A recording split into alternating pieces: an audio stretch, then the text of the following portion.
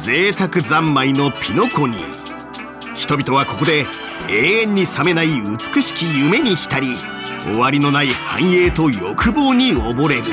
しかし夢には浸らず、星空に憧れ青函の旅を渇望する若者がいた。彼こそ銀河の冒険家を夢見るピノコニーで最も純粋な少年、ミーシャだ。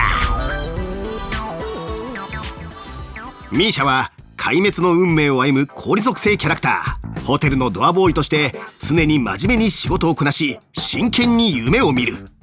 さあ清掃の時間だ。ミーシャの朝は早い。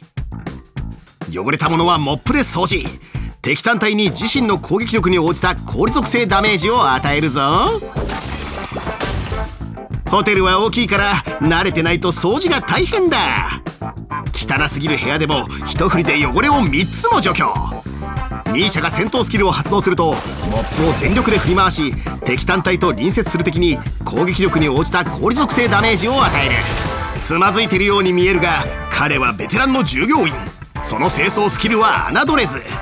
ミーシャは戦闘スキルを発動すると敵にダメージを与え、同時に自身の次の必殺技の攻撃弾数をアップする。味方がスキルポイントを1消費するたび、ミーシャの次の必殺技の攻撃弾数がアップし、彼の EP を回復するんだ。時の流れは早い。部屋掃除を終えた後、勤勉なミーシャにはラウンジでの客人の荷物運びが待っている。業務は多いのに時間も人も足りない。だけど時間厳守が仕事の基本。皆さんどいてー。あっと、やっぱりぶつかったか。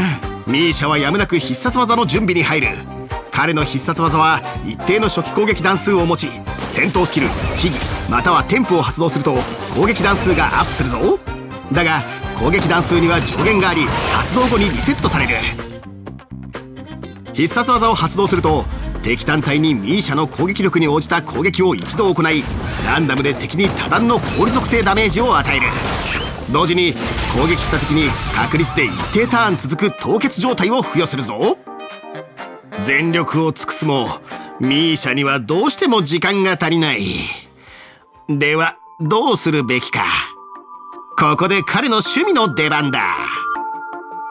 ミーシャは時間があると星空を眺めるか時計部屋にこもっている。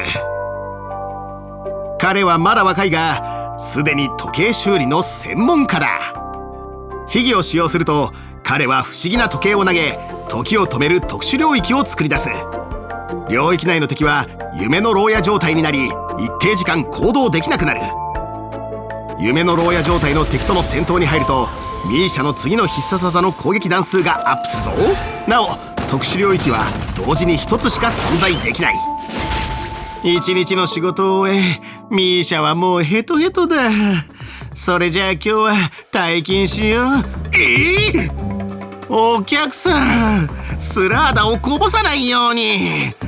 おっと、足もふらついてるじゃないか。はあ、退勤間近でトラブルに遭遇するなんてついてない。話を聞かない客人相手にもミーシャは文句を言わず事故を未然に防ごうとする。開拓者がスキルポイントを消費したタイミングに合わせて彼は攻撃弾数を1段アップさせた。開拓者の忠告後にミーシャが戦闘スキルを発動し、行動で客人を制止しようとする。ホテルレバリーでドリンクをこぼすと面倒なんだ。そして攻撃弾数を2段アップ。お客様は神様だとスイートゴリラは横暴に主張し、聞く耳を持たない。こりゃダメだ。仲間が戦闘スキルを発動してゴリラを阻止。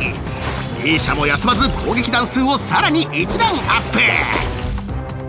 千里の道も一歩から、ついにミーシャが必殺技を発動。多段攻撃の静止が効いたのか、敵は行動をやめ凍結状態に。チャンスだ。仲間たちが一気に畳みかけ、失礼な客人をホテルから追い出した。こんなやつはブラックリストに載せねば。皆さんもホテル従業員たちの仕事に敬意を払うように。ではおめでとうミーシャ、私と一緒に退勤しよう。一日の仕事を終え、ミーシャは彼の小さな寝室、自分だけの時間に戻った。そして毎日毎日広大な星球を見つめ、群星への旅を期待する。もしホテルレバリーに行くことがあれば、星間の見聞を彼に話してあげよう。それでは夢見る少年に祝福を。現実であろうと夢の中であろうと、憧れの彼方に旅立てるその日が来ることを願って。